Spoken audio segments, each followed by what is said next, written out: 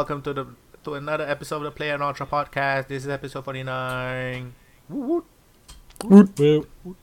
Yeah, it's not quite as exciting as 50, is it? Yeah. Let's just skip this one. Hey, at least it's a perfect square. Yeah. Yeah, Jordan's not here this week. Nathan's here, and Mr. Foehamner is here. Jonathan, what is up, guys? What are you? I just noticed that I really need a shave.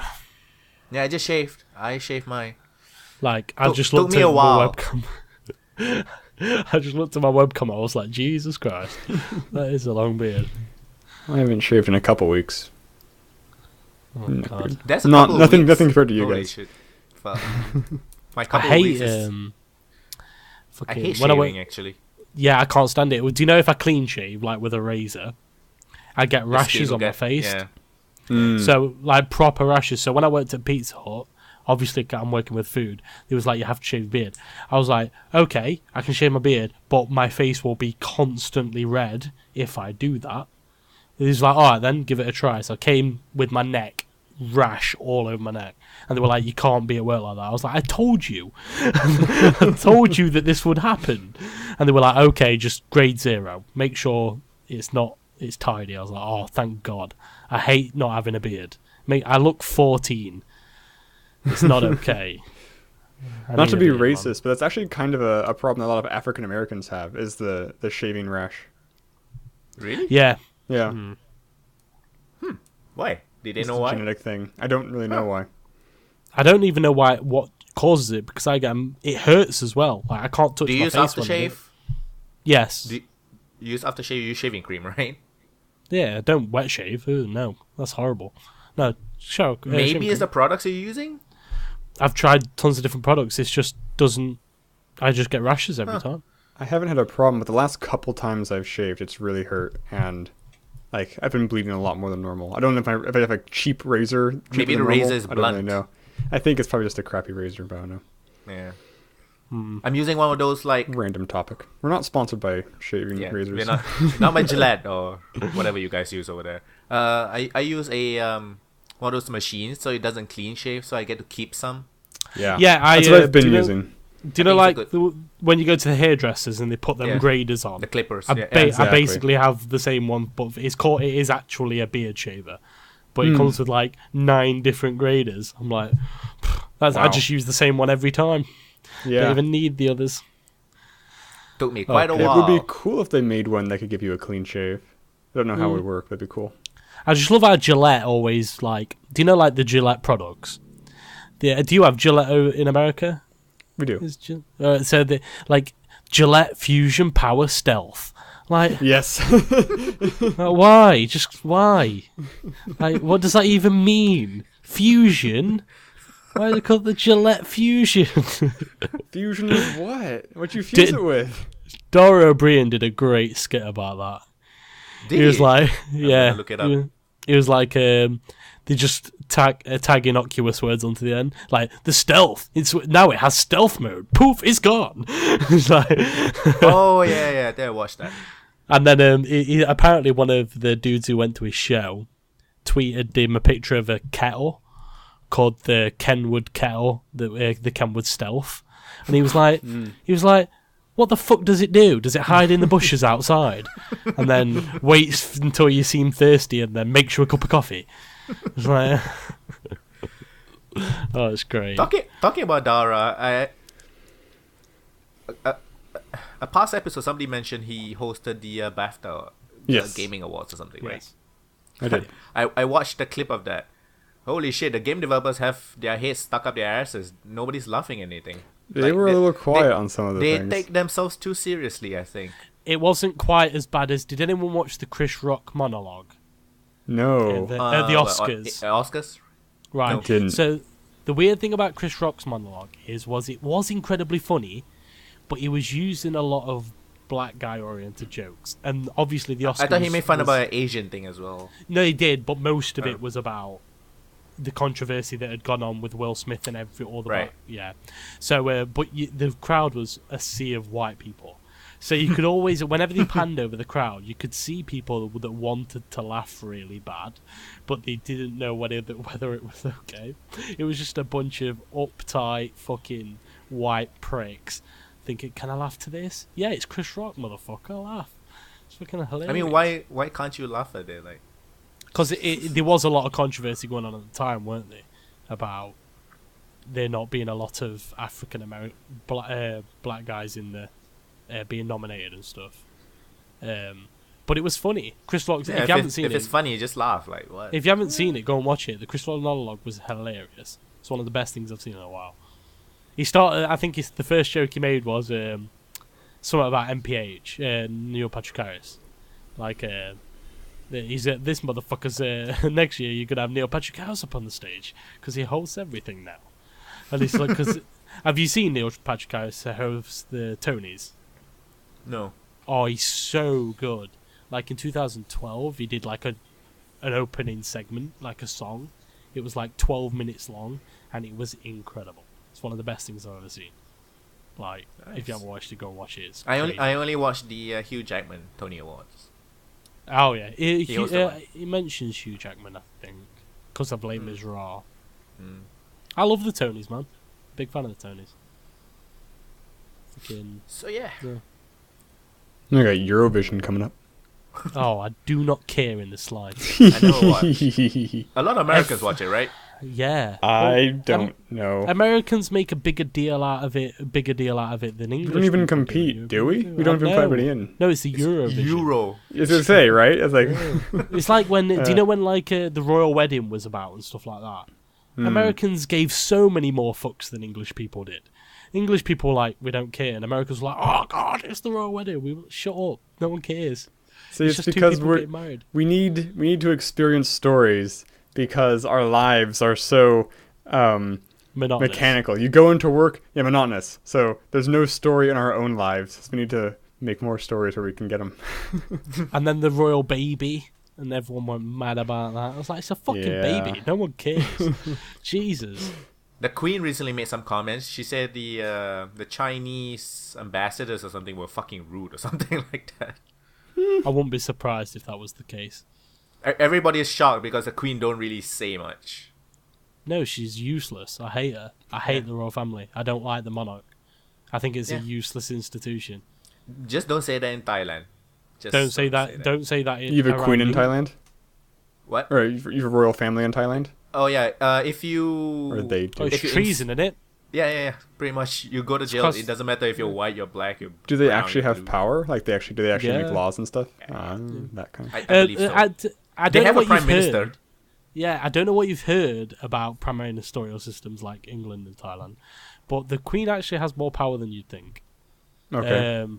When all decisions on war have to go through the Queen, but I get the feeling our Queen just lets the government do what they like. It's She more of a just agrees symbolic. with the It's thing more of a that- symbolic kind Yeah. of thing. But Like she the- actually has a lot of She power. could if she Like wanted the to. Malaysian king can actually call a state of emergency or something.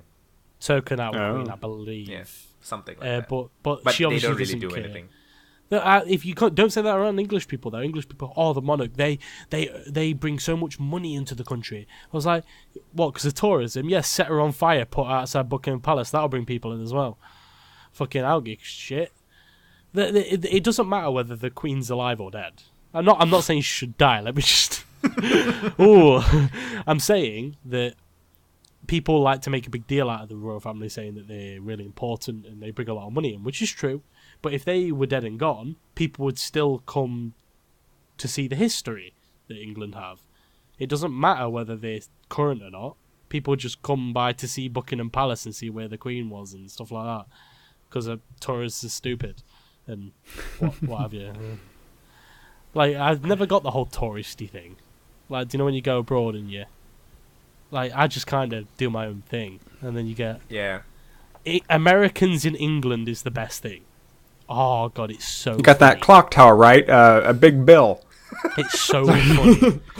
It's because they're so out of their comfort zone, but trying to act like it's their comfort zone that it's so funny. It's like, it's hilarious. I love it.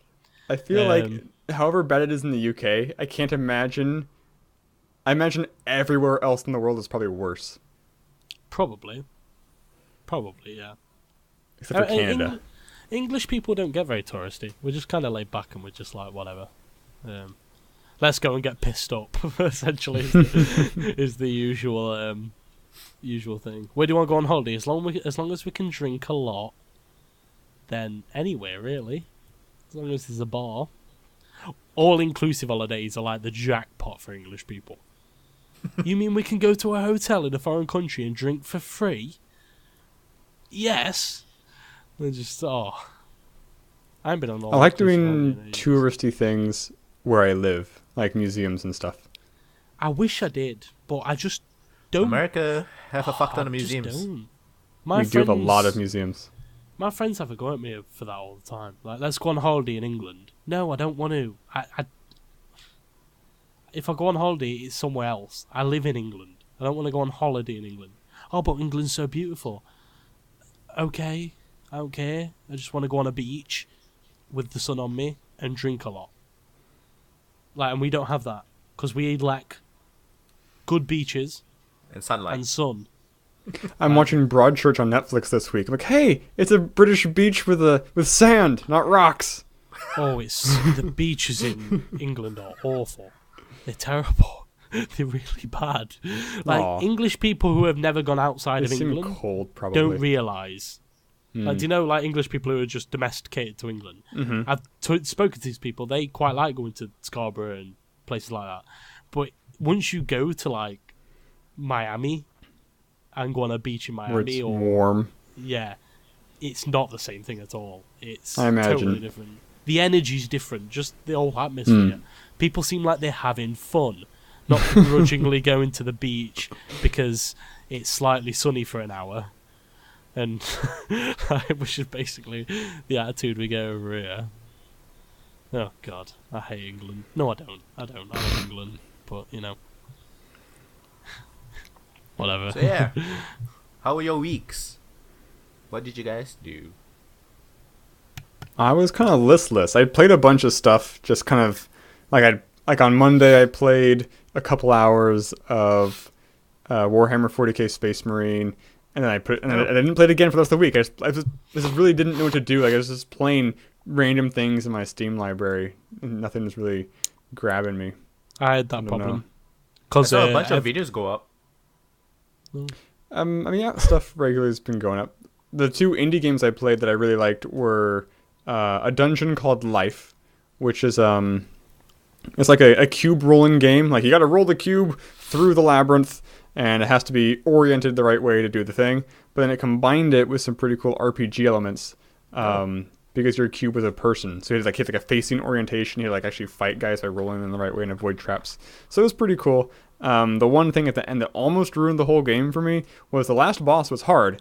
A good level of hard, but he's at the very end of a long level. And there were no checkpoints in the game at all. So I had to replay the beginning of the level, which was not hard and was just boring. So that was a little aggravating.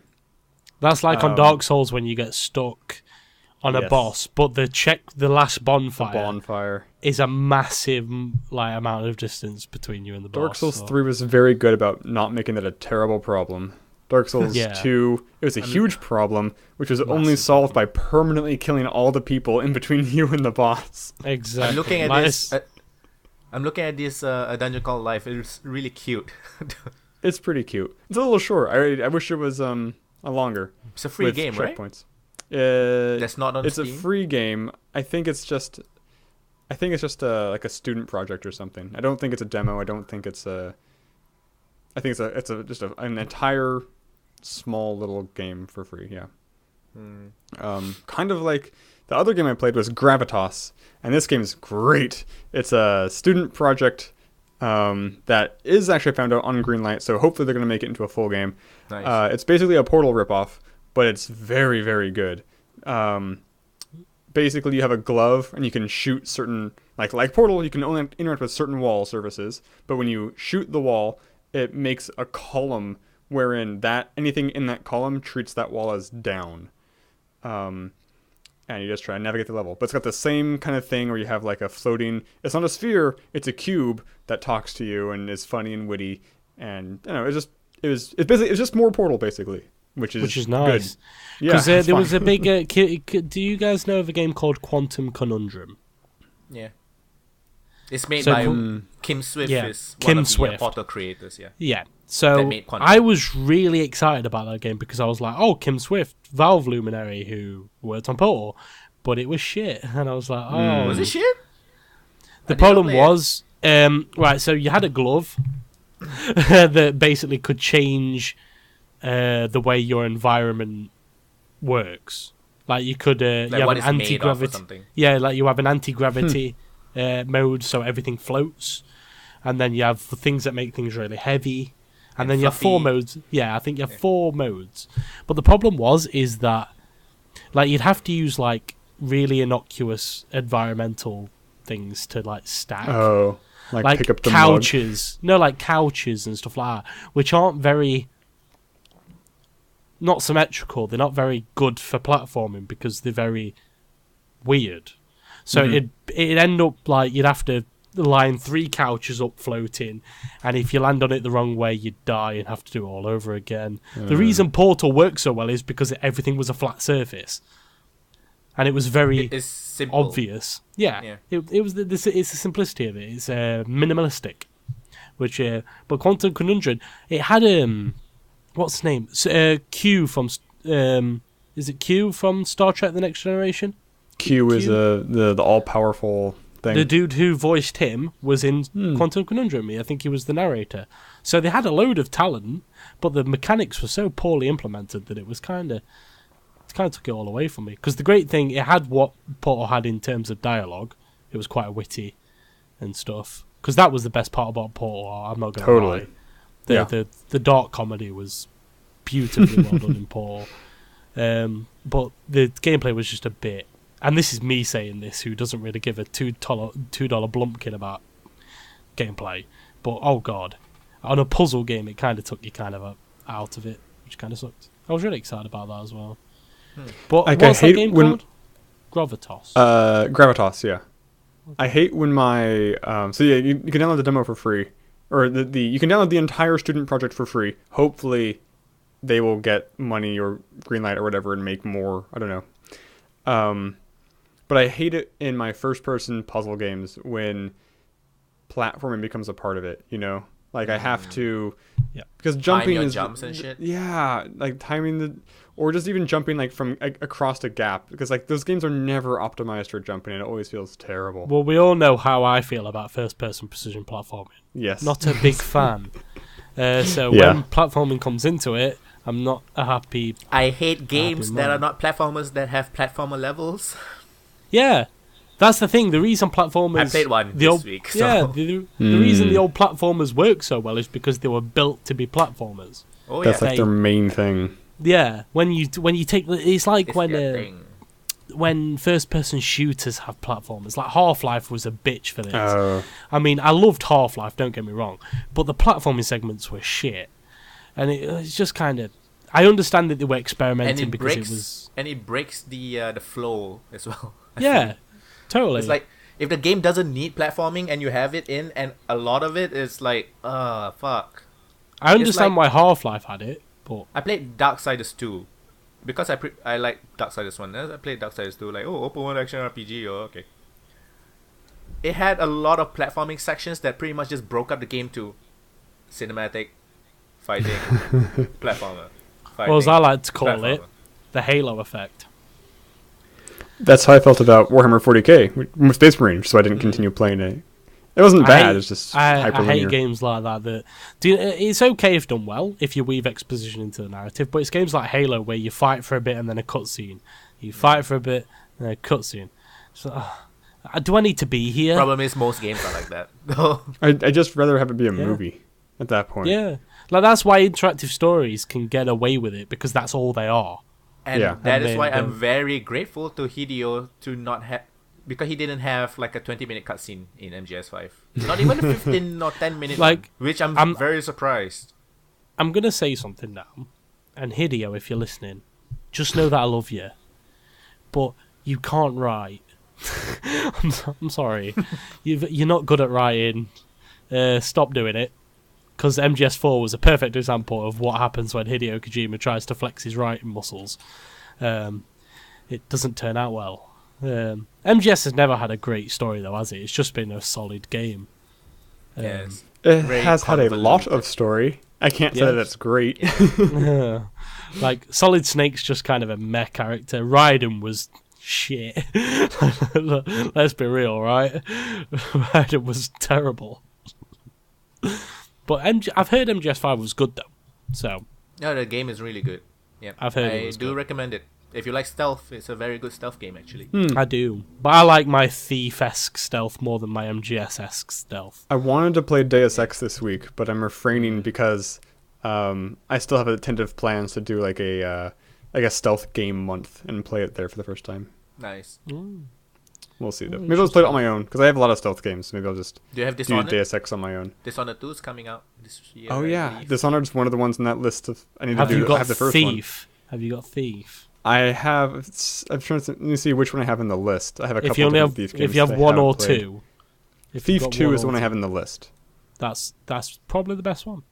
The list right now is Assassin's Creed 4 Black Flag, Deus Ex Human Revolution, Dishonored, Hitman Absolution, Thief 2, and then I have some random ones like Monaco, Payday 2, just to show off the stealth elements, Republique, and Spy. Oh, yeah, Republic.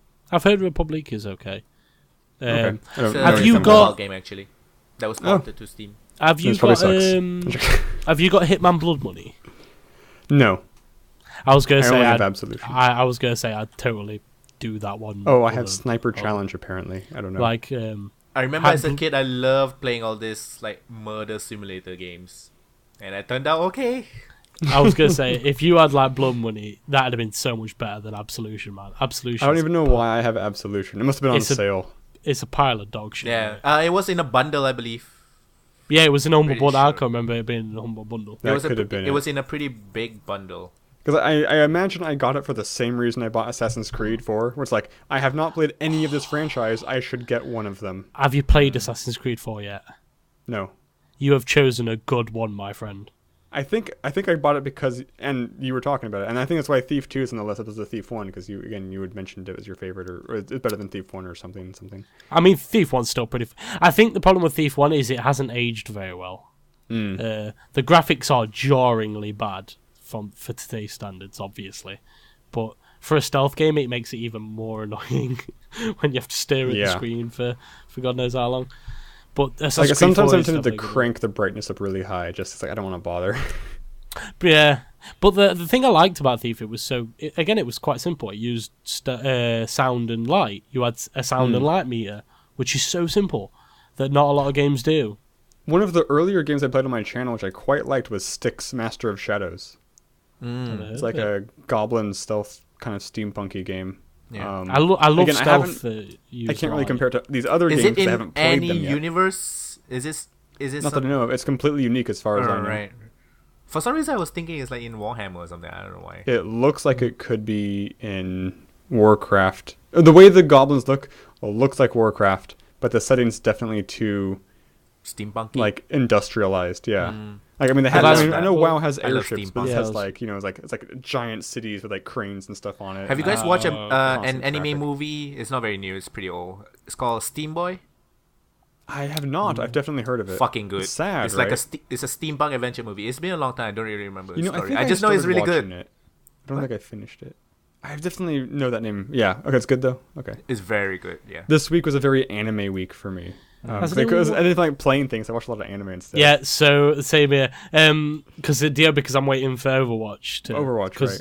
Because literally, I have this problem where if I get attached to a game and I can't play it, I just can't bring myself to play anything else because I'm so excited for it. So when the beta ended, I was like, time to watch a load of anime for the next 2 weeks and wait for Overwatch to come back out. But have any of you guys ever watched an anime film called Redline? Oh, that movie's so fun. I I've don't think heard it's really good. but it's What's it so called? fun. to watch. It's called Redline. Red Line. It's apparently fucking awesome. I love it to bits. This dude I watch it. I've mentioned him before. The Demolition D Plus. He's on YouTube. He did a review of it, and apparently the animation in it is mind-blowingly good. Absolutely, undisputably. The frame by frame animation in it is incredible. From 7 years in production, holy shit! Yeah, he actually broke it down. He took it into a video editing program and broke down the film frame by frame in some parts, and apparently the animation is off the charts good. Like even just random idle animations that a lot of animes have problems simulating. They're like a lot of animes when you stand in still and just talking, they seem kind of robotic. Yeah. As in Redline, all the hand gestures and the illustrators and stuff that they use, it's very natural, which apparently is very, very good. And apparently it's just fun as fuck to watch. It's like a roller coaster movie. It's so high octane. Yeah, the pacing is mad by the looks of it. Muse soundtrack is probably my favorite anime soundtracks ever. I was watching sorry, you carry on, Fo. Okay. Well, I guess so. I watched I started watching Ghost in the Shell, but I didn't get very far. I switched over to as a new Did you watch enough to get pissed about Scarlett Johansson? No. No, sorry, I didn't yet. Well, I started I was multitasking during Ghost in the Shell, so I was like, I need to watch this to understand what's going on, so I kind of stopped. But then I started actually watching something else and actually focusing on other things, but I didn't go back to Ghost in the Shell because I'm an idiot. But I watched Trigger has a new anime out called Kisnaver. Kisnaver, I don't really know how it's pronounced. There's only like 5 episodes out so far, and the premise is a bunch of high school kids they were briefly kidnapped and implanted surgically with a device, which when one feels the pain, it spreads out the pain to all of them. So like, if I punched myself, all the kids would feel 1/6 of the pain if there's 6 of them. So okay. if you punch one guy, the guy that gets the punch will feel also 1/6? Yes. So he's more durable. Each of them are more durable. Right. But it also means, they're a little more empathetic with each other. So there's only a few episodes out so far, and most of them are very introductory, introducing the characters who have been who've become Kisnivers and that kind of thing, and why and what for and all that kind of stuff. So nothing really cool has happened yet, but I'm liking it so far. The look of the characters reminds me of Persona for some reason. Oh, I can kind of see that. Huh. But which I need to watch. The one thing I'm a little nervous about is the main character is a bit of a Shinji. So I'm hoping he doesn't become too much of a Shinji. We'll see. I don't know. Yeah. Did you finish watching Assassination Classroom? Assassination Classroom? Well, I'm current on it. Oh, the last episode I saw was the episode after the principal confronts him. Oh, okay, yeah. Whatever happened in that episode, I don't remember. I need to go back. I don't think I've watched this week's episode, if there's been one. It can't be that far from finishing, I don't think. I think they're like 1 or 2 episodes off for this season being done. Oh, it might be a 3rd season. I've been watching fucking tons of anime, man. Literally tons of anime. I watched an entire series of anime yesterday. I watched the whole season of The Batman. Have you ever heard of an anime called Charlotte? No, I have not. Charlotte's pretty fucking cool. Have you ever heard of a musician called Maida Yoon? Yanagi Nagi. Is it Madayoon? Is that? Oh no, I'm thinking. Sorry, there's a French musician, Madeon. So I'm thinking. No, MaedaJun. Madayoon. Okay, I did not heard of that. She's a Japanese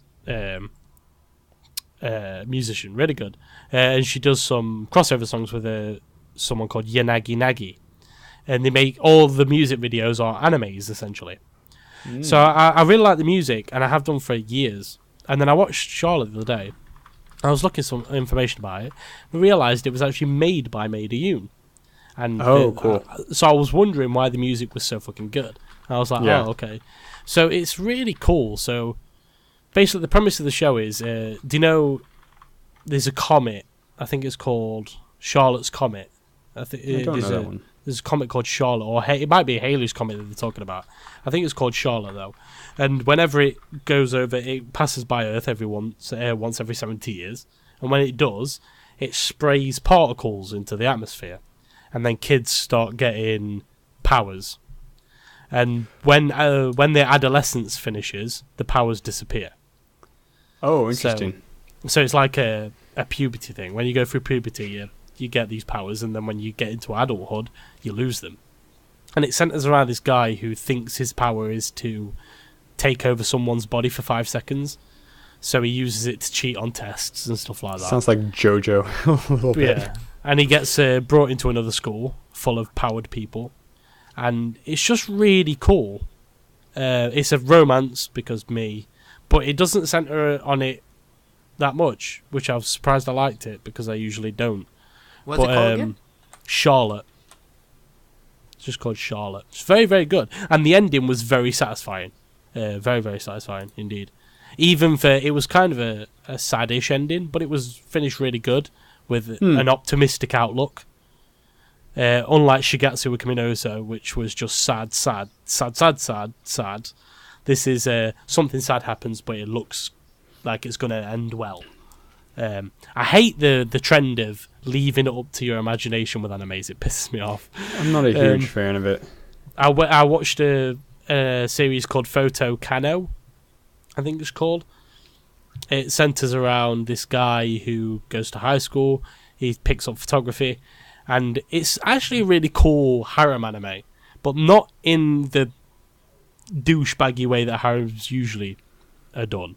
So basically, it centers around all these girls, but on episode 4, it branches out and it shows you different timelines of him dating the different girls, and shows you their story and how they come to love each other and all this stuff. It's a bit soppy, but it's really cool. I've never seen something like that. From the last 8 episodes are just branching paths of different. So for those people who have you ever, even if you don't like romances, if you ever watched a romance and gone, oh, I don't like that he got with her, he should have got with this girl instead. It's like you get to see actually all of the different relationships. Interesting. It's really, really cool. I finished watching Kuroko no Basuke. Really like that one. Really, really like that anime. Like a lot. Waiting for the 4th season to come out. Watched another one called My Teen Romantic Comedy Snafu. That left on a cliffhanger, and they haven't announced the next season, which pissed me off. I've like proper been on it. I literally had nothing to do. I was like, I guess I'll watch some anime then. I've got a friend of mine who's big into anime, and he just links me romances every week, like a list of them to watch. Boku no Hero Academia, My Hero Academia. Right. So fucking good. It's really solid. That isn't even a romance as well, so that's just a generally good anime. It's only 6 episodes in so far. And then finally I watched one called Netoge. I think the English name is So You Didn't Think There Was Girls Online or something like that. So basically it's a weird concept, but it's a pretty cool concept. I thought it was going to be all Sword Art Online-y, which pissed me off. But it's not. It basically, the game starts with a guy inside a game. But it turns out that he's not inside the game, he's just playing like a top-down RPG, like a dungeon crawler. But everything that happens inside the game is shown with anime set pieces.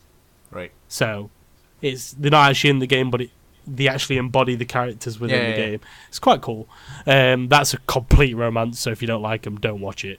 It centers heavily on the romance, like properly. That's really cool, though. The main girl in it, Akko, is one of the most amazing characters I've ever seen. She's absolutely mental. Like this, I think gamers would appreciate the anime a lot, because like they go on about normies a lot.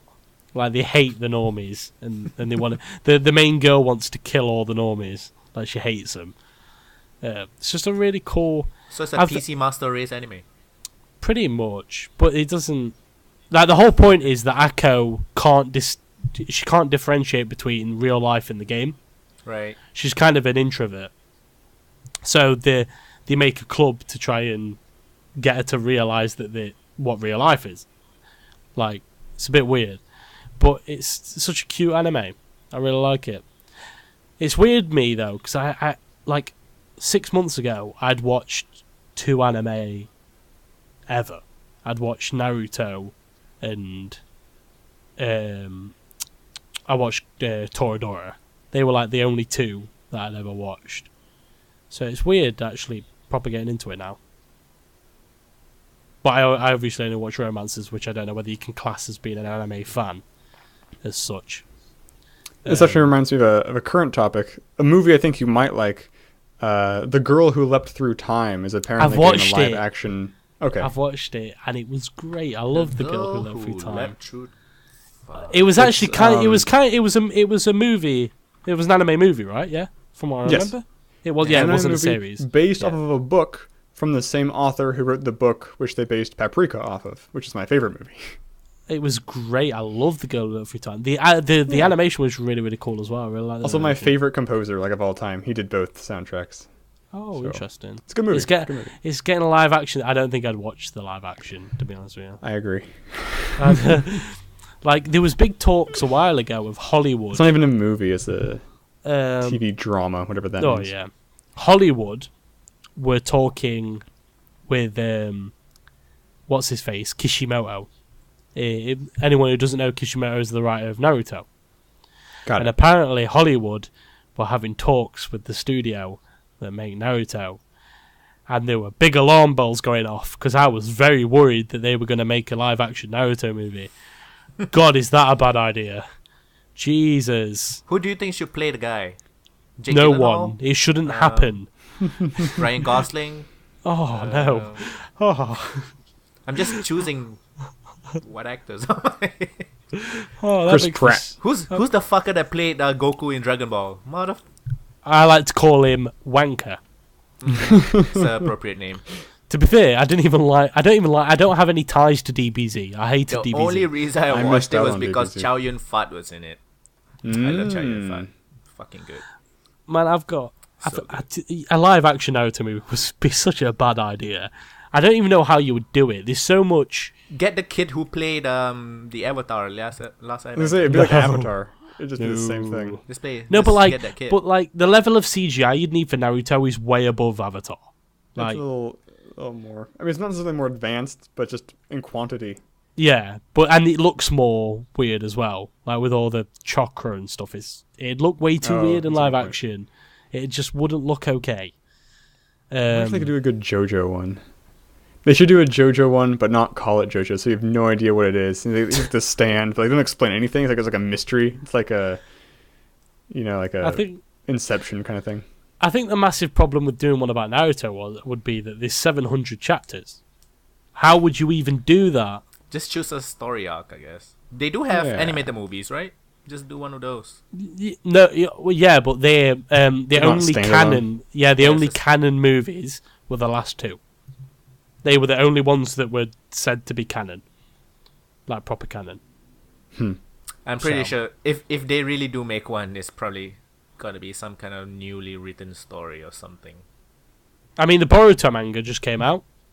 For anyone listening who is interested, although don't get your hopes up, because if you've already seen the Boruto movie, then you've read the first chapter of the manga and the second, because literally the first chapter is 63 pages long, and it just covers the movie from start to finish. Why? When the movie came out a year and a half ago, how does that make any fucking sense? What? The first 3 pages are new content that's going to happen in the future, or it might be a dream or a premonition. We don't really know. And then the other 60 pages were just the movie. I've seen the movie. Why would you do this? Oh god, it's so bad. But and it's only a monthly manga as well, so that's even more irritating. I have to wait a month. Oh god, so bad. Oh god. I was excited for that as well. I don't know why. Because it's like, Did anyone here watch Yu-Gi-Oh? No. No. Well, they made Yu-Gi-Oh GX, and it was like all new characters and stuff. It's that feeling when you think, this is over now, can we stop? We're not starting from scratch, please. Can we just admit that we've made a lot of money off of this franchise? We're done. Let's move on to something better. I just get this sinking feeling that that's what the Boruto manga's going to be like, which would suck. But yeah, I think that's all I've done though. What did you do this week? Was it just anime? Pretty much. Like I said, I couldn't bring myself to play anything. I played a bit of Rocket League with some friends. No, I'm done with LoL. I've uninstalled it, I think. Wow. As soon as I played the beta for Overwatch, it's like breaking up League was done for me. I think I finally, because even before Overwatch came out, I was starting to get. The League always had this thing with me where they do, like a lot of people get angry with League, like League's. I get angry at League and all this.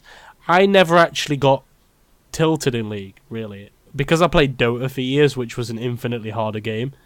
League of Legends never tilted me at any point in time, but towards the end of me playing LoL, I was starting to get visibly annoyed after 2 or 3 games, and that didn't sit well with me.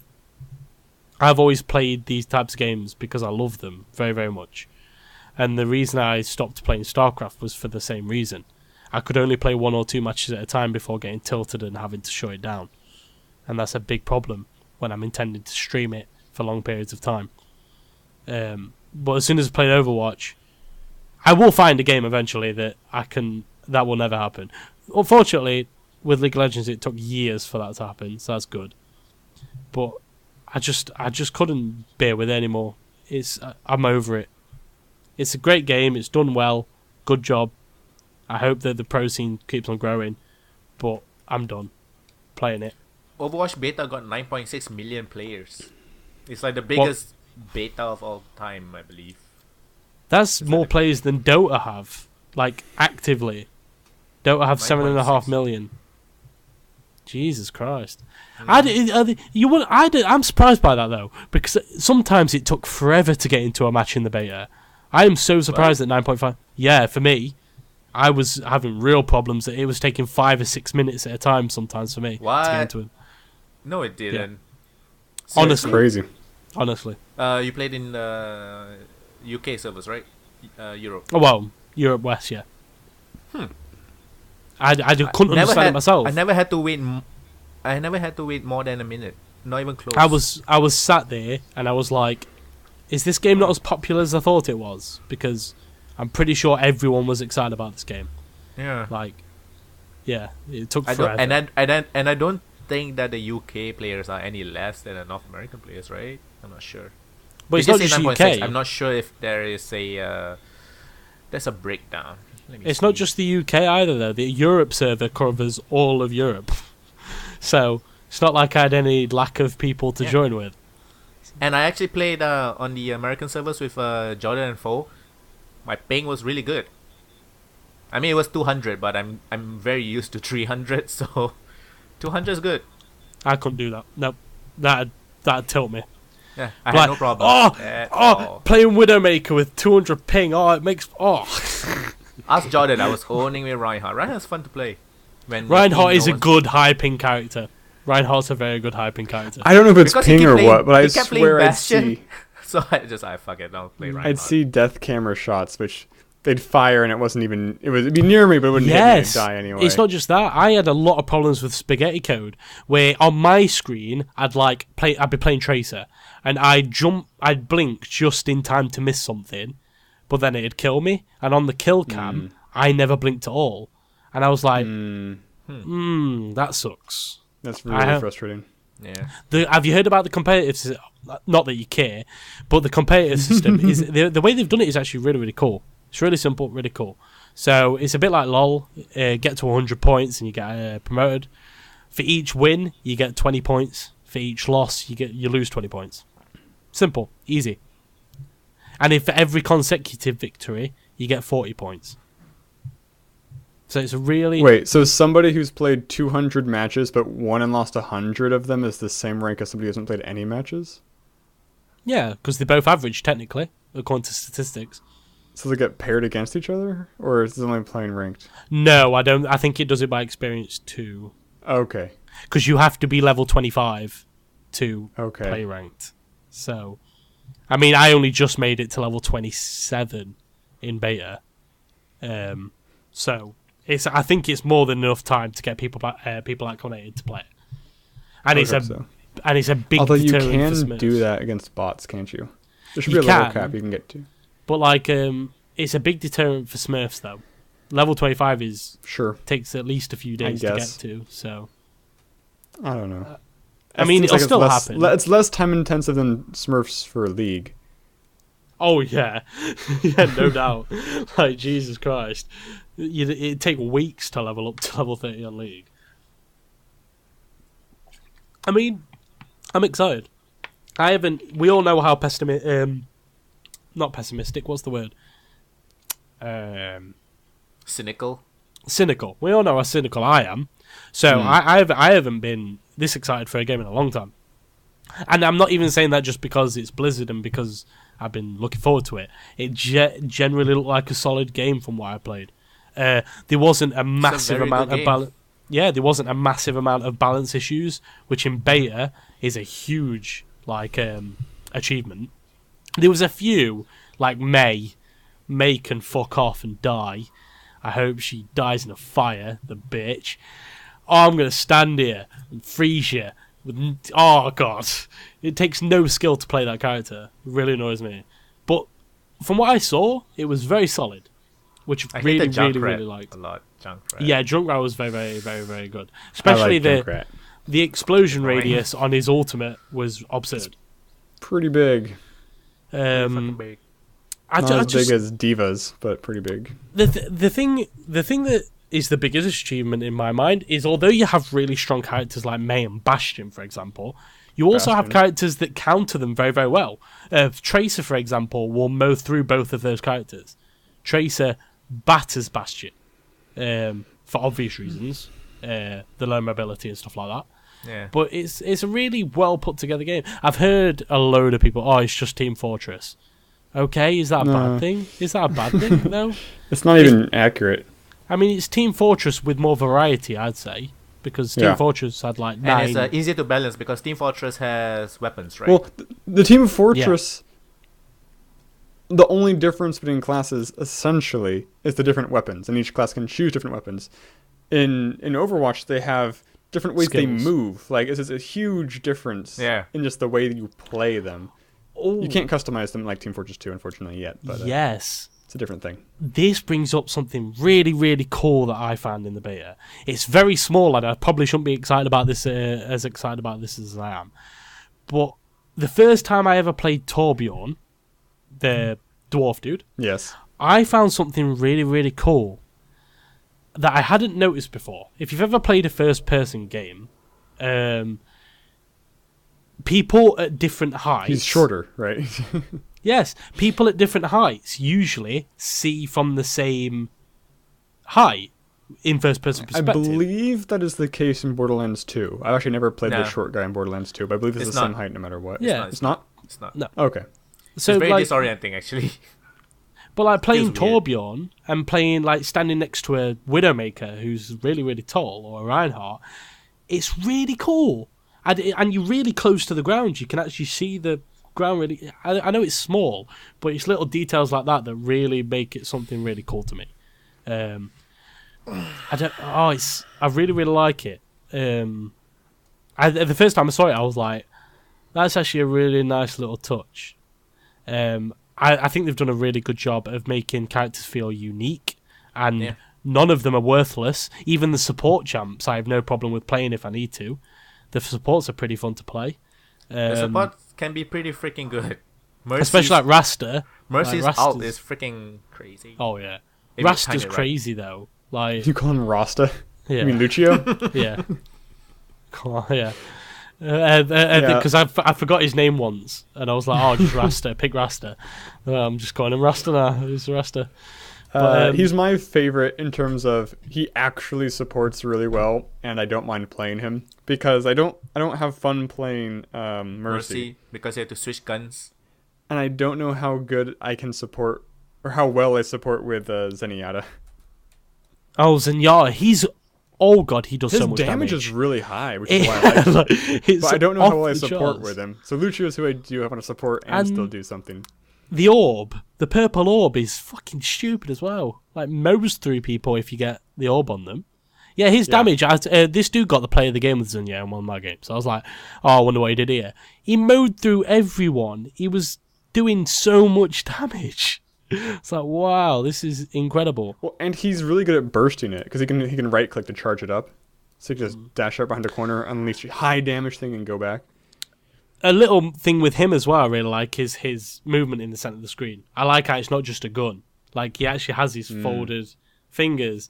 It's a little thing. I think they've made they've done a real good good Diva because you got the arms bouncing and then the mechanical arms doing their own exactly thing. Like, I think they've done a really good job of making the game come to life, essentially. But like you said, too bad it's first person. You can't see your character model.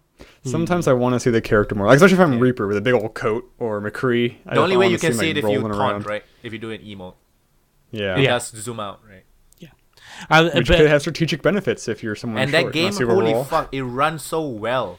Like, it's so optimized, and even at low settings, it still look kind of good. It's style. I think Blizzard have always been kind of good at that, though, haven't they? Yeah, Blizzard have always been. But a lot of other stylized games, they tend to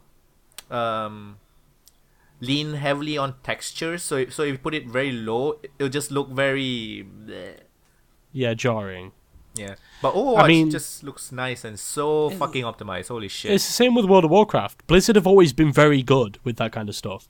Low cost to resource wise to your computer to really looking very nice. I mean, WoW, old WoW doesn't even really look that bad now, like vanilla WoW. They did a really good job of making a style. They've always done a very good job of making a stylized palette. Overwatch just looks very appealing to me. I'm just so excited for it, man. I haven't been as excited in a long time. And I think I might be in love with Tracer. Tracer is one of the most fun to play. I'm in love with the character. To fight as well. It's really hard for me to play as her though, because I always get out on my own and just get whenever I'm Reinhardt, teamed or whatever. Sometimes I have to chase her around a bit. It looks fucking stupid. Just no point. It's just her character as a whole. I think I'm in love with her. Like, just her little quips and stuff. So people said her butt pose it's out of character. I think it's not out of character. She's perfectly flirtatious. And she's very, very, what's the word? She's very, not corny. Confident? Confident. Not, like, a bit cheeky. Yes. She's very cheeky. Totally. So yeah, I don't quite understand. And her new butt pose, her bum is still very much on display, by the way, for any. They say it's more in the game. They say it's more in her character. Okay, that could be. I don't know that I actually saw the original one. I saw it once. I can't remember what it looks like though. But did you see that picture of like Tracer like going like at Widow's butt? No, but I get it. I mean, I get it. Widowmaker, they're my two mains, I think. Along with Hanzo, Tracer, and Widowmaker. I don't know who I mean. I'm in love with Hanzo's character. Hanzo's one of my favorite. Hanzo's the one with the arrow for I know. I'm surprised how much I like Soldier. I didn't think I like Soldier at all. Really? But his rockets really sell it for me. Yeah. He's probably the easiest to use. Oh, probably. I just like Hanzo's... Nice he has a sprint button. I just think Hanzo's designed really well. Like, his moveset and stuff is really cool. Because when you bring the double jump and the wall grab, so nice. No, he doesn't get a double jump. Genji is the one who gets a double jump. Hanzo has the wall grab. Yeah. The pull up, so it's almost like, okay. So Hanzo can run up walls like Genji. But Genji can do that as well, but he gets a double jump too. Hanzo doesn't. Hanzo is just for me, is a really well-designed character. Because whenever you bring guns into play, a bow and arrow kind of seems obsolete. But they've done a really good job of making it really good to use. It's so high damage. Yeah, and the apps, the little the sensor is just that alone sells me on the character. Oh yeah, I really like the information arrow. Yeah, it's really cool. I don't know the how to bounce use this other arrow. I just use it whenever it's on cooldown, but I never really get anything with it. If you can insta kill most people with it, if you're in front of them, you bounce it on the floor. Yep, you bounce it on the floor in the feet.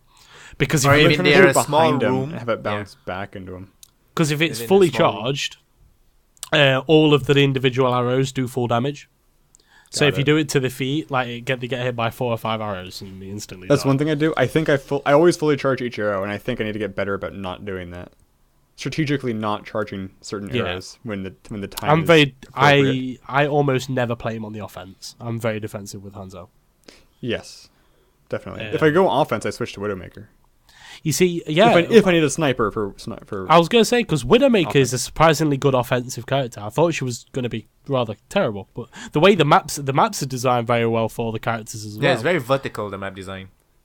Symmetra can fuck off. She killed me so many times with her fucking traps. I hate walking in 6 of them. Yeah, I hate walking into a room and just instantly dying because they slow you as well. What the fuck's hitting me? Oh. They slow you, so you just can't move.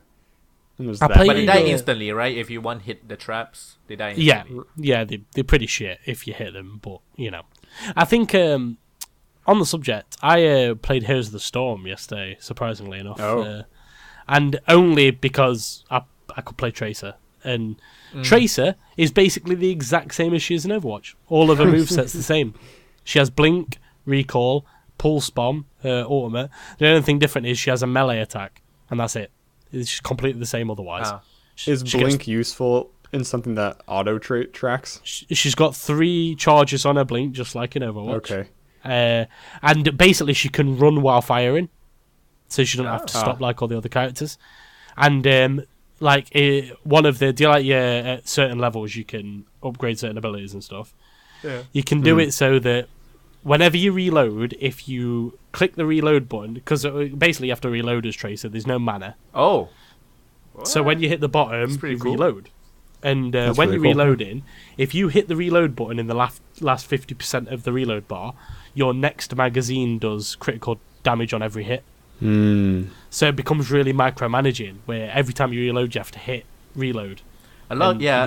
I do play a lot of games that have that small little bar. You have to press a reload again, and then you get extra ammo or extra damage on the. Yeah, it's really cool. It's made really cool me how they designed her in Heroes of the Storm. Yeah, made me really enjoy playing Heroes for the first time. I properly enjoyed it. Did you get her? Did you buy her? Or what? I got the Origins edition of Overwatch, right. So I got it came with a character. Yeah, I got the Winston pet in World of Warcraft. I got every bonus and stuff, and I got all the original Overwatch skins in Overwatch, like Tracers and Widowmakers. Widowmaker's Origins skin is fucking awesome. The red one, right? Red and black, right? Yeah, red and black. She's got dreadlocks. It's really cool. That sounds cool. That sounds very cool. So yeah, we actually don't really have much time left, right? Oh, shit, yeah. 20 minutes. Fuck. Right. I'll just go through my week real quick. Been playing a lot of Dragon Age Inquisition. It's ending pretty soon. I'm at the last quest. Just 2 things about that. I played probably my favorite quest in that game so far. And the reason why is because it's all about politics and making decisions and very little fighting. I think maybe you had to fight twice, two parts you have to fight. But that entire quest is all about politics and maneuvering, and it's really cool. I love quests like that. And the second thing about the game is the music's really good, but it doesn't trigger properly. I think because I get into battle so often or something, I just wish that the music would just come up more often, but it's always the battle music. I don't know. It just feels weird to not have music when you're roaming in an open world fucking game. Yeah. Yeah. I just feel that music triggering can be better. I also made 2 interview videos. Well, technically 3. The third one is not up yet. I'm not sure if I want to put it up this weekend or the next week. So the first one was Salt. It's a open world sandbox survival game, but they didn't really go with the survival thing, but it's more of an RPG. It's been on early access for 2 years actually. So I talked to them. It was pretty interesting. Empires of the Undergrowth, the dungeon keeper game where you use ants. That one they got their Kickstarter successful Kickstarter, and Excellent. they got funding in about a week or something. They're from the UK. That sounds pretty good. Yeah. So they're getting more money now. So that's pretty cool. They have a demo. Empires of the Undergrowth has a demo. Salt has a demo. Salt's demo is on Steam. Empires of the Undergrowth is on their website, I'm pretty sure. The third one I did, which is not up yet, is called Niche. Niche. Niche. It's a... do you mean niche or? Niche. Well, they're Switzerland, so they said niche. No, I don't know if that's the word you're trying to... Cause Yeah, it sounds like it. Yeah. Okay. So, it's a strategy board game where you have to manage animals and evolve them. So it's because the creator was interested in biology. She was thinking of either going to game design or biology. So she went into game design, but then she made this game for her thesis, I believe. So it also has a demo. The demo on the website is very basic, but they also have a playtester group that you can join via Facebook, which you will get a more advanced demo. It's actually pretty cool. It's pretty hard actually to manage the stuff, because like each turn you have to eat food and you have to get food, stuff like that. They got their funding within 3 days on Kickstarter. So they asked for 15,000. It's like up to 30 something thousand. Early access is coming out July, and full game is coming out February, something like that. So yeah, very interesting game. I'm gonna be interviewing one more person tomorrow. So yeah, we can. Oh, and I also was given a key by a developer. The game is called Mims the Beginning, MIMS. So it's a pre-release key, but the person said the pre-release key is pretty much the full version of the game. So the only difference is probably they'll be like optimizing and stuff like that. So Mims the Beginning is a god game where you play a god. You control like this cute little alien creatures, and then you have to collect resource and all that. It feels like in between god game and RTS. I didn't really feel like it was a god game, but it didn't really feel like an RTS as well. So I played a couple of hours of it, but just didn't feel right. A lot of people are liking it actually, but I just maybe I need to play more of it. I don't know.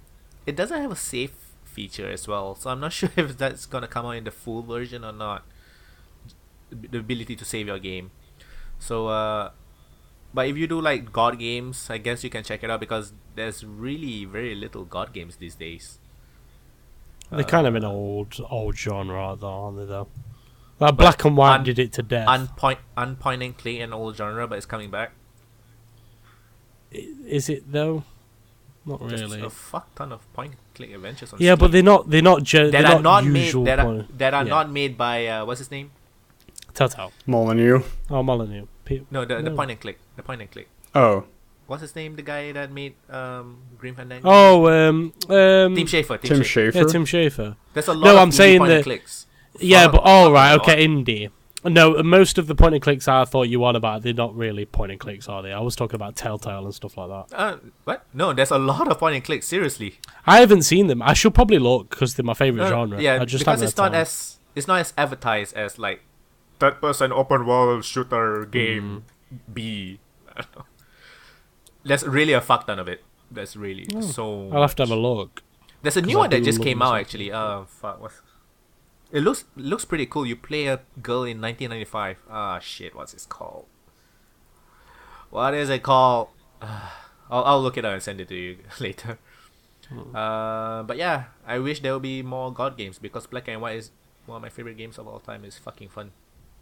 Yeah, Black and White was good, man. Yeah, it's fun to sacrifice babies from points. Yes, so let's get on to some gaming happenings and we will be off. We'll call it a day. I love how this podcast has basically just been us talking about our weeks. Yeah. Anime and Overwatch. Pretty much. Anime and Overwatch. I So mean, that's this- newsworthy of itself, though, isn't it? Overwatch, I suppose. Yeah. And there's not much happenings. The biggest one is probably... Well, there's two big ones. There's two big ones, but I want to talk about the one that I'm super excited most about. Final Fantasy X is on fucking Steam. Oh, was it really? My second favorite Final Fantasy. It's mind-blowing how they did not do any marketing for it. Like... bleh. Well, it's Hey, because there's been a trend of Final Fantasy games coming out on Steam, haven't they? Maybe they just assumed people would know. Maybe. Because Nime's on there, Seven's on there, right? 7, 8, 9, 7, 8, 9, Yeah, 10, 7, 8, and 9. 10, 2. So 10 is with the 10, 2 bundle. Holy shit, I'm so gonna get it. 9's my favourite, 10's my second favourite. So, Final Fantasy 8 will always be my favorite, but FF10 is the best game in that series I've played. it's properly turn-based, which I really, really liked. It And was the just flat leveling turn-based. up system with the sphere grid is... Yeah. It wasn't... Is it called ATB? Is that what it's called? Like in the Final Fantasy, yeah. Action time. Yeah. Yeah. Yeah, I don't like the Action time ATB systems. I like the turn-based system that 10 used. Like just a flat turn-based system. I really Yeah, like that. I actually like the Bravely Default style as well. Pretty much turn-based. You choose everybody's actions and then depending on yeah. your speed, who moves first, pretty much. Yeah, I don't want to be hounded to make a decision. So yeah. But yeah, So all good. right. Might Yeah, have to get it. and it's the HD remaster with boosters. So like, you can turn off encounters, you can turn on this, turn on that. So yeah, it's really really cool, and it comes with it's the international version of Final Fantasy X, which on the consoles was a re-release for everywhere except America. So except North America, it comes with like extra bosses and stuff. So it's like the complete version of the game. And I actually did like FF10 a lot. A lot of macho gamers didn't like it because it's about girls changing clothes. Like, oh, it's Barbie. I'm a macho man. Fuck off. It's a fucking good game. So yeah, if you couldn't play FF10, seriously get it. Like, it's so good. So yeah, apart from that, another huge news is Disney is cancelling Disney Infinity. 300 people are gonna lose their jobs. Woohoo! What? Was it not doing well then, or what? What? Was it not doing well, Disney Infinity? They are actually closing down their entire games division. Really? Yeah. So what they're gonna do is just, I have Star Wars, you make Star Wars, you give me money, ho ho ho. Pretty much. That's pretty much what they're gonna do. License their games out. They're not gonna make games. They're not gonna self-publish or anything. I'm sorry for the guys losing their jobs, but I'm not exactly sad that Disney aren't going to be making games anymore. They weren't exactly top notch when they were making them anyway. Maybe a third party coming in to do it would. It was mostly like games for their IP, like yeah, but they're not very good. Complimentary games for their movies and stuff. Yeah, but they're usually shit. Yeah, it's not really. Disney Infinity is their big money maker. So Yeah, most of yeah. the jobs that they are losing is from there. Oh, So yeah, sucks. Yeah. What about all the money that people paid for the fucking models and stuff, the amiibos and shit? Yep. Fucking Disney, seriously. It reaches on. thousands, and they always. I'm not too sure. I don't really follow this toy to game scene, but Disney Infinity has multiple versions. Like each year they revamp the version to like Disney. I think currently it's Disney Infinity 3.0, and I'm not sure if your 2.0 toys can work with 3.0. I don't think so, because Disney. the company that wanted to sue an orphanage because they painted Mickey Mouse on the fucking walls. So I'm guessing I'm guessing 2.0 toys don't work with 3.0 because it's Disney. Walt Disney wasn't exactly a... Oh yeah, he was an asshole. Like Steve Jobs is an asshole. Like they create dreams, but Yeah. And they've taken them away. Like Bill Burr said, really? Steve Jobs is your hero? The old charger can't work with the new phone. Really, he's your hero? Yeah. It's like it's exactly the same as like if someone bought you a gift and then broke it in front of your face. Like, to be the most spiteful you can be. Here's our Overwatch. Yeah. Oh, that'd make me sad. So yeah, so you guys know the new Ratchet and Clank game? It came with a movie, right? Yeah, they did it because of the movie. From what I heard, Probably. what it seems like. The game is actually just a reboot of the first game. So that's Is it really? yeah, it's a super HD reboot. I mean, I it's like a really good the game. old Ratchet. Yeah, I like the old Ratchet and Clank. Ratchet and Clank is like one of my favorite franchises. I played all like 6 or 7. I don't think we needed a movie though. I mean, so basically, what I learned is the cutscenes in the game are just clips from the movie. So there are really? parts where it doesn't make sense because, like, in the beginning of the movie and the game, you have this part where Ratchet and Clank, I think, meet some rebellion or meet some people, and then there's like a training. There's a training part where they told Ratchet, "Come, let's train in the field," and then they told Clank, like, "You stay in the office and like find information or whatever." That's the movie part, right? And that clip made it into the game. But when the training starts, Clank is on your back. Like, doesn't make sense at all. So Sony is actually having a department just to create movies of their game franchises. And Sly Cooper's next. Sly Cooper is a pretty good game. But I'm not sure if these games need a movie. that's the problem. If you're gonna make video game movies, you have to choose games that have rich lore. It's that have probably a story for to go kids. off. It's really for kids. But why does it have a right to exist? I mean, I think it bombed. I'm not too sure how well it did. apparently it was shit, from what I heard. Oh man, I love Ratchet But and I'm, Clank so much. I'm not paying Mooney. I'm not paying money to watch the movie of Ratchet and Clank. I'm sorry, I'm just not going to do it. Yeah. I'm not an idiot, so I won't be partaking in that.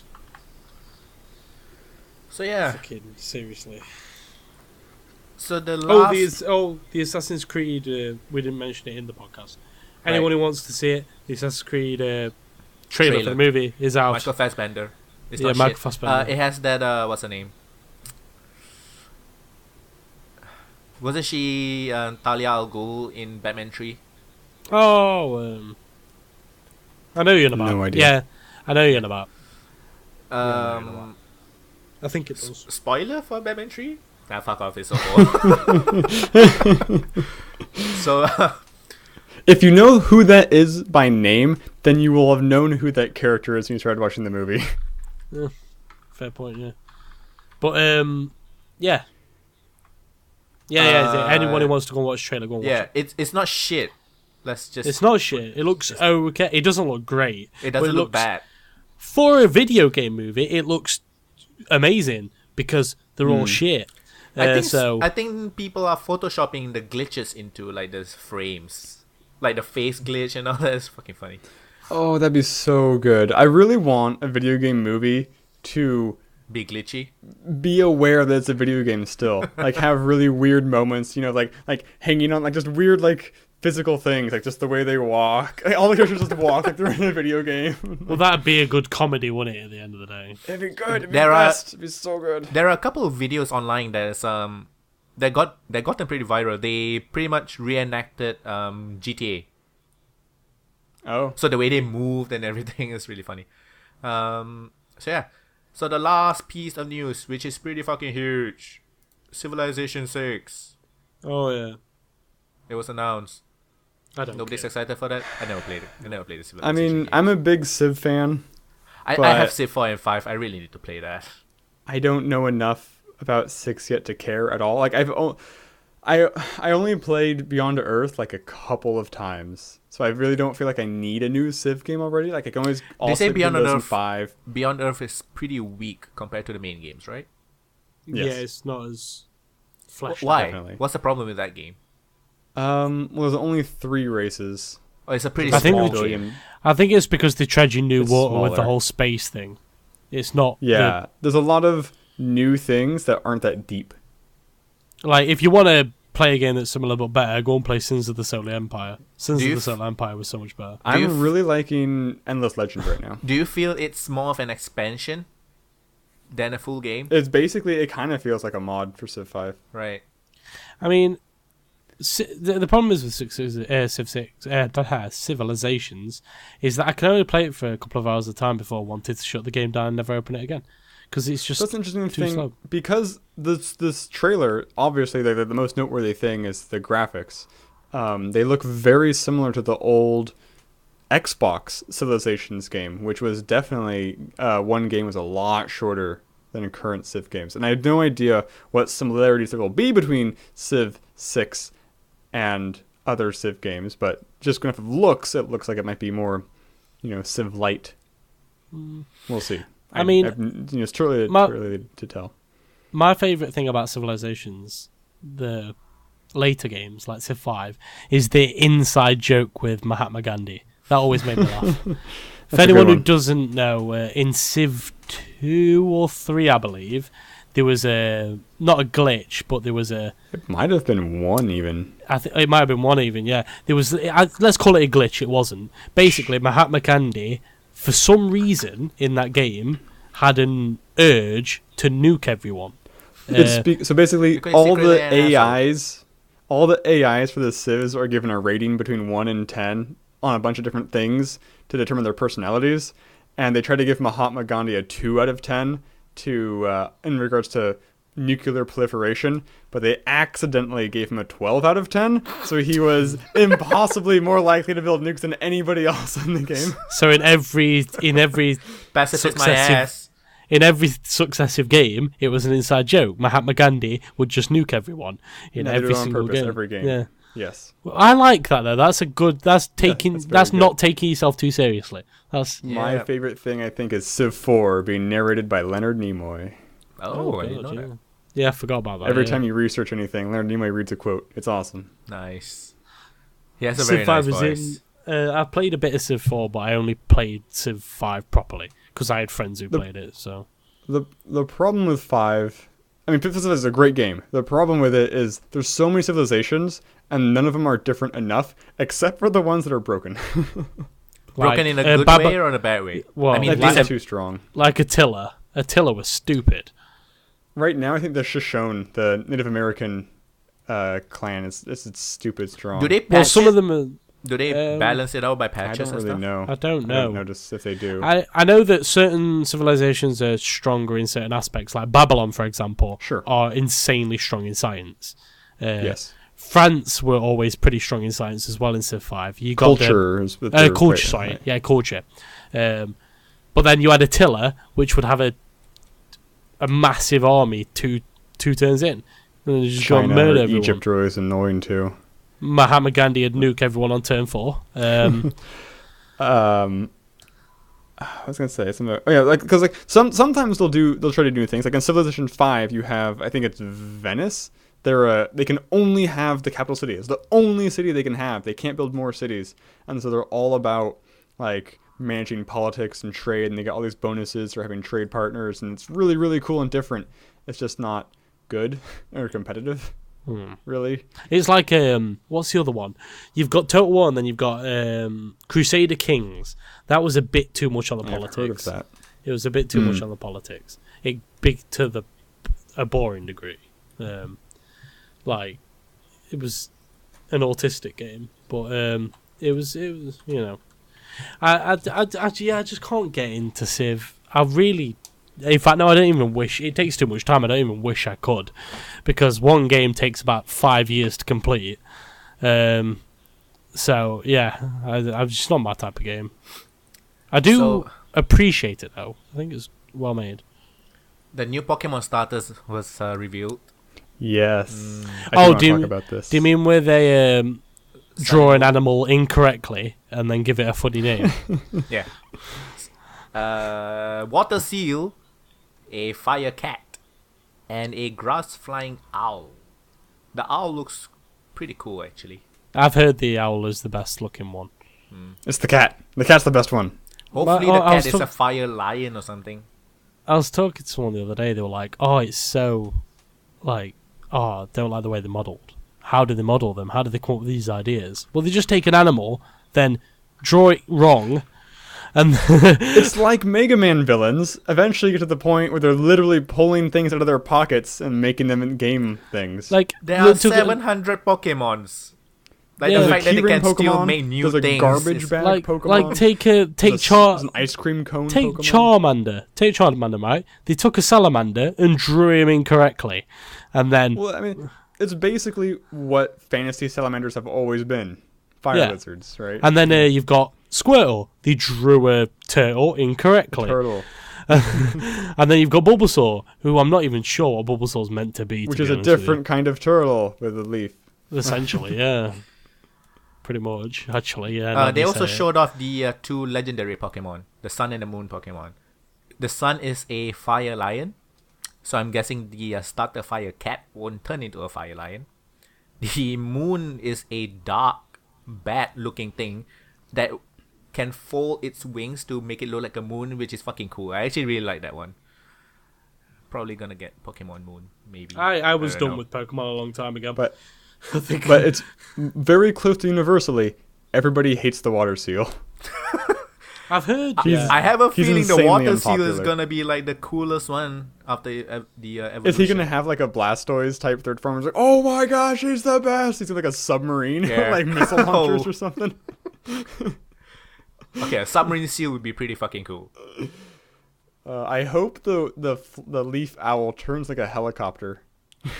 Because like I played Pokemon X, and in Pokemon X there's a fire fox, there's the frog, and a praying the mantis frog. looking person, and a looking thing. And I chose the fire fox because it looked pretty cool. But the third evolution is seen the the weirdest Firefox. of all three. Mm. It's like a mage with like a long like dress kind of thing, while Interesting. the frog turned into a freaking ninja, and the praying mantis thing turned into a pretty badass praying mantis thing. So yeah, fucking hell. There's already like a praying mantis Pokemon though. You got Scyther. So yeah, Yeah. A lot of overlap. Yeah. but the I like- Greninja was really cool. I really liked it a lot. I like Greninja. I like the amphibious. I like Poliwhirl. I like Greninja. I like this reptile I don't know if I guys. want to get Pokemon Moon or not. I'm gonna be spending so much time. Holy shit. It's for the 3DS, Yeah, 3DS. so it wouldn't run on 2DS. Oh yeah, it will. Oh, okay. The only difference Don't know between the how it 2DS and 3DS is no 3D. But it runs pretty Oh, much okay. every game. It runs it. exactly the same. And they recently dropped the price on the 2DS. And right now it's like $80. Holy fuck, you guys get shit for cheap, but fuck you. It's still so expensive here. Yeah, so if you want to get a 2DS, I think it's a pretty good time. It's $80. I don't know. I'd basically be getting it for one game Pokemon? that I don't even know that I want. Yeah. Well, there are two Pokemons. But I wouldn't get. Yeah, that's true. But I don't need more than one realistically. Yeah, right. I can at this point I can get the same enjoyment from going back and playing an old one from the beginning again. Yeah. You don't actually that's play why- Pokemon for the story. Right? No, you definitely don't do it for the story. No, but why do you 'Cause play it? The last two Pokemon games I played, I didn't even beat them. This is an Didn't interesting question. Why do people play new So Pokemon games? I think it's like Just to it's get new like Pokemon. you grow. You get that sense of accomplishment, like most RPGs, I guess. No, but Yeah, like, this one do has you like know an if animal. you and if could- it's a new game, attachment and then like, oh to a look pet. at this, I got all my old Pokemons on my new game. But if you like can Monster trick Hunter your or whatever. mind into thinking that an old one is Yeah. a new one, you'd have the same amount of fun because it's the same game. I mean, I'm not bashing it. Do The new you? graphics are good. The graphics are good, but I think it's I mostly I because hope they you want to can try turn the new animations Pokemon. off, Because I hate how long the yeah. animations take sometimes. And the Like, battle I get it. can- He's confused. You don't need to show the birds every fragging time. Yeah, and it can drop. The battle during the battles, the frame rate can drop pretty badly sometimes in Pokemon X. Yeah. That's With why I 3D get an with 3D emulator. off. That's why I get an emulator and play it on 3000% speed, so I can just go around like this, and then to finish battles in 2 seconds just by spamming the enter button. Finish the game in 7 hours. Done. So yeah, not much news this week. I'm dry. What about Here's you a guys? fun fact I just stumbled across. Apparently, Polygon either streamed or put up the first 30 minutes of Doom gameplay, Right? and they were so bad at it, they've disabled comments on ratings on the video because they were just getting ripped to shreds. Multiplayer? I don't think so. Huh. Is it that hard? I think they were just that bad. Oh, Apparently, okay. all the comments on the Reddit comments on it, because those aren't disabled, are all saying that apparently this is the person who played it has never played an FPS before. There's constant pausing, poor accuracy, meleeing instead of switching weapons, just hitting the wrong buttons all the time, kind of stuff. How do you... Is it the PC version or what? I guess so. The title should have been Polygon takes 30 minutes to play the first 5 minutes. But at least it's been getting pretty good reviews. The Because game itself is getting good reviews. yeah, Yeah. it does look really pretty. Because a lot of people were worried because they were pretty much not giving out review copies. I don't know why they were so paranoid. What the fuck? I don't know why it would cause. I don't know I'll get it though. I don't know if I'll get it. I probably won't. I mean, I definitely won't. Yeah. I've never been a big No, Doom no. fan. Yeah, I'm not. I was back in the day, like on the PS1, but I think I'm over that now. Well, you do have Overwatch. I don't think you want to play anything else. I don't think as soon as I'll take a break once the final chapter of Dream 4 Chapters comes out, and then back onto Overwatch. They said soon about a month ago, by the way, those motherfuckers. Oh god, I don't know what planet they come from, but soon in English About Blizzard? means no, the people who make Dream 4 Chapters. Oh, About a sorry, month yeah. ago, they were like, the last chapter will be out soon. Like, fucking a month, motherfucker. That ain't soon. Bitch. Oh, God. Yeah. Day of the Tentacle, I want to play at some point. But I just, actually, no, I don't anymore because I just watched Day 9 play it on Mostly Walking. So I don't need to play it anymore because I know everything that's going to happen. They've done a real good job, though, of the HD remake. Because obviously the Grim Fandango was a HD remake. But the old graphics weren't that bad that they needed to be touched up that much. With Day of the Tentacle, the new graphics are proper clean. And you can switch between them on one button press. You can go back to the old interface with the words instead of the icons. It's just really, really cool. So they've done a good job with that one. So yeah. But yeah.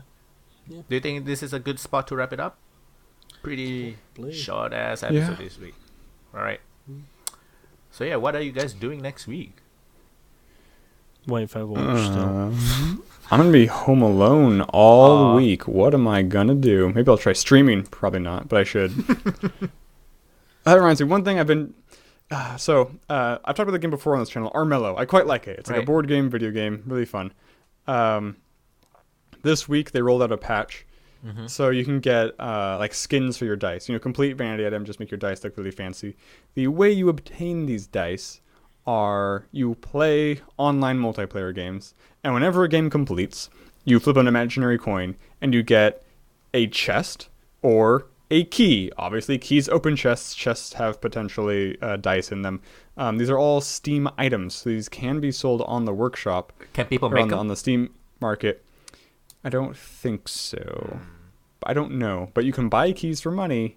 And dice have different drop rates inside the chest, so you're gonna get. They should just sell duplicates. both. They should just sell treasure chest and the keys for money. Like, Also, I'd forgotten how painful it is to play a board game like in this way. Like when you're playing a board game in real life, you're talking with people playing the board game, you know what they're doing. On a computer game, I get to sit here and do nothing while I watch them do nothing apparently, and then they'll end their turn, and it's like it's agonizing. I can't do it. So I played 2 games this week and I got 2 chests. It's like, oh, screw it. how much are the keys? Like $1? Let's see if I can see. It's on their store page. It's on the DLC page? I don't know. The store page has no list of keys. I can't imagine it'll be too expensive. I agree. They don't have the player. They don't have the player base that CS:GO and stuff have to be able to mercilessly fuck their player base with the high prices on keys. So right. I mean, like to me, just seems like a really cheap gimmick to get a few more dollars and force people to play online, because I would assume people aren't playing online. I think it's a good way to do that, though. It's clever. I'm sure people will do it. I mean, again, I have no problem with cosmetic purchases in games or anything like that. I am fully up for that. Microtransactions, do your bit. I have a problem with things being obnoxious to get and trying to get me to get money to get them. There's nothing wrong with it. I just don't like it at all. Yeah, I get it. Yeah. The dices look pretty cool, actually. They look very cool. They've got little animations, like they'll have like little halos of light around them, or like swirling, solar system bits or whatever. I like the Mad King. Cool. That was very nice. I have the Mad King, the skin dice. It's made from sewn together skin. That's a different event. I got that one. That one was selling for like, what was it, like $8 on Steam for a while, actually. So the dice themselves sell for a pretty penny.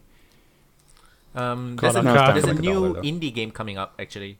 Space Pirates and Zombies 2. I never played the first one. Oh. I was aware of it, but I never played it. The first one is pretty popular. About 600,000 players.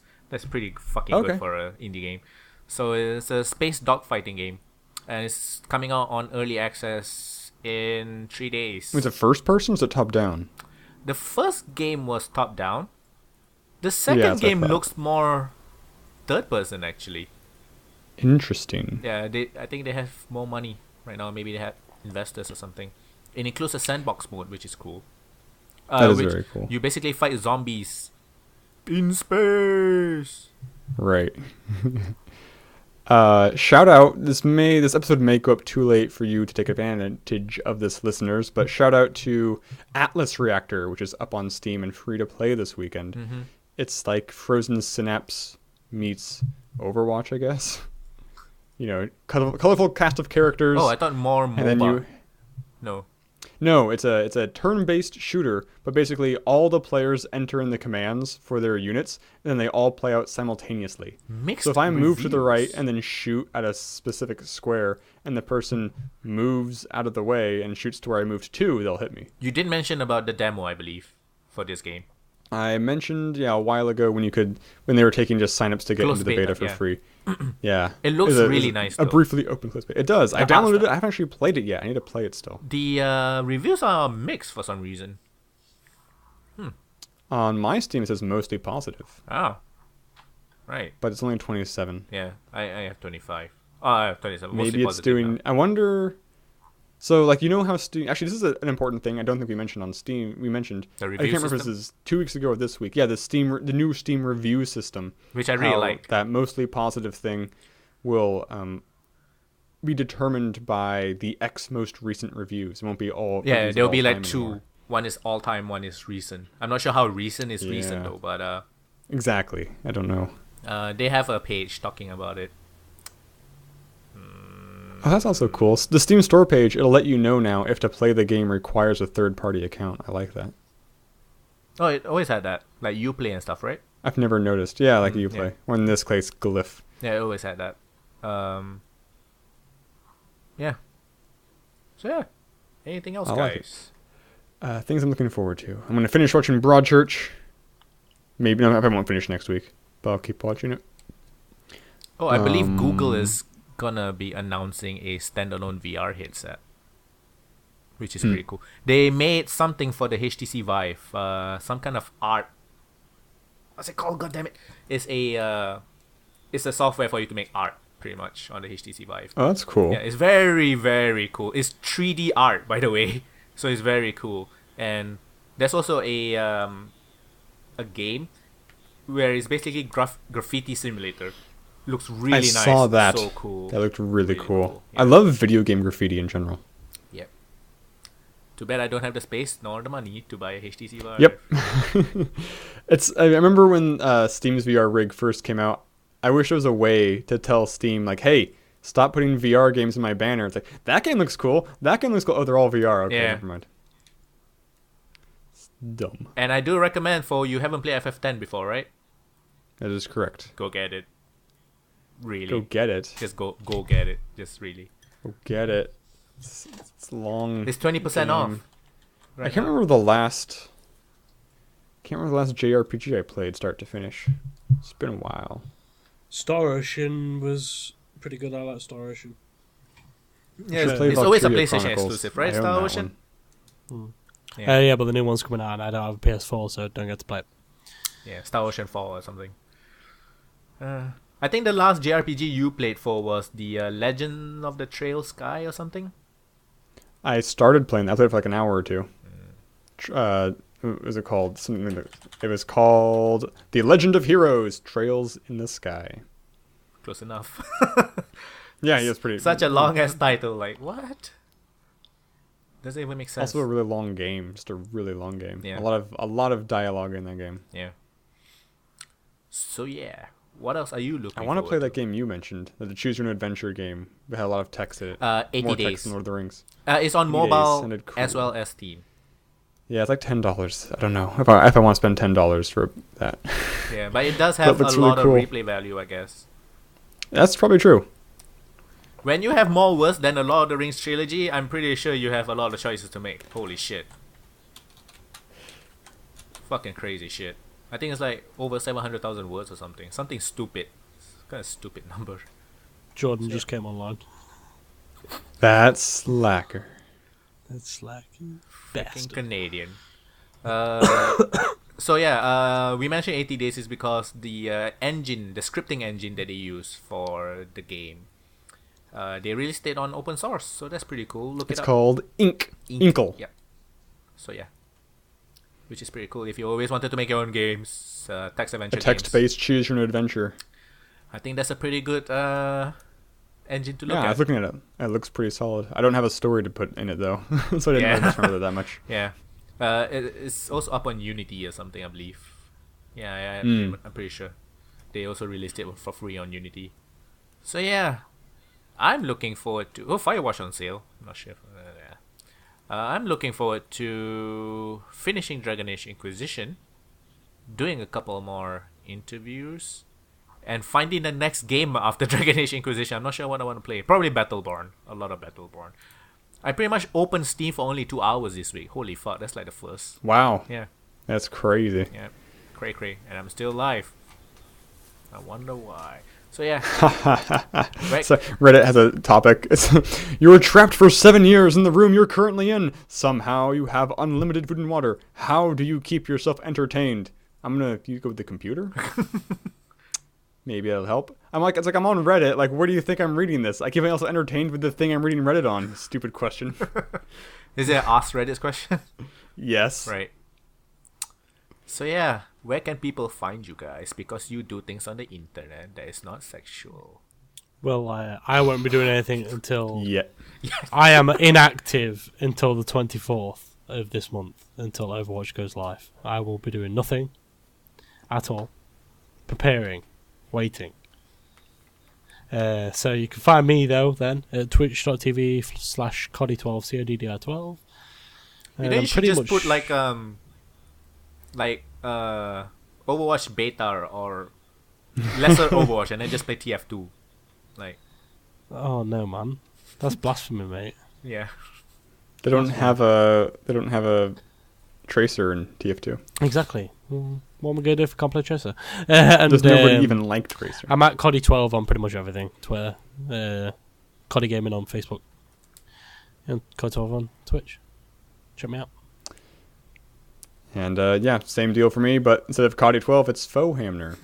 So mostly YouTube, but a little bit of the Twitters and whatnot. Next week, because I'm job hunting, means I'll probably be doing a lot more video gaming because I hate job hunting. Like, writing a resume sucks, Yep. so I procrastinate by recording content. Yeah. So There'll probably be a lot of stuff coming. And then out you next already week. make so much money on YouTube, so why just? Oh yeah, of course. Why find a it's job? Like, look at these job salaries. I'm like, what's the point? Yeah. make so much money off YouTube I always anyway. forget Yeah. it's called a resume, because we don't call it a resume over here. Call it a Right, CV. what do you call it?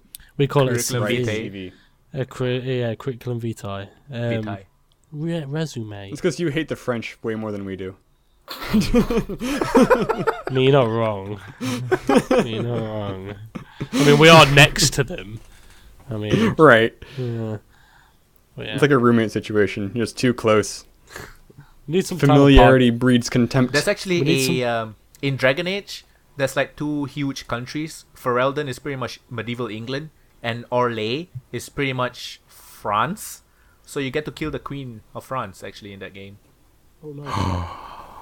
Does France still have a queen today? I'm not sure if they have royalty. No. I don't think they do. I don't think they do. So yeah. Oh, I'm Yeah. No same movies I case. can think of. Pupunoob on the Twitters, on the Facebooks, Pupunoob. and the YouTubes. So yeah, give me the money. Give me the money. So yeah, thank you very much for watching and listening to the playonultra podcast. This has been episode 49. Next week will be episode 50. It will be a super special episode. I'm very sure. Oh yeah. Yeah.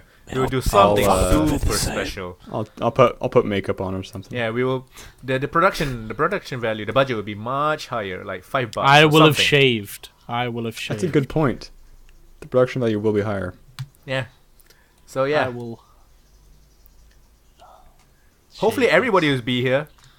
We could actually do something. Should we brainstorm doing something? Yeah, we can.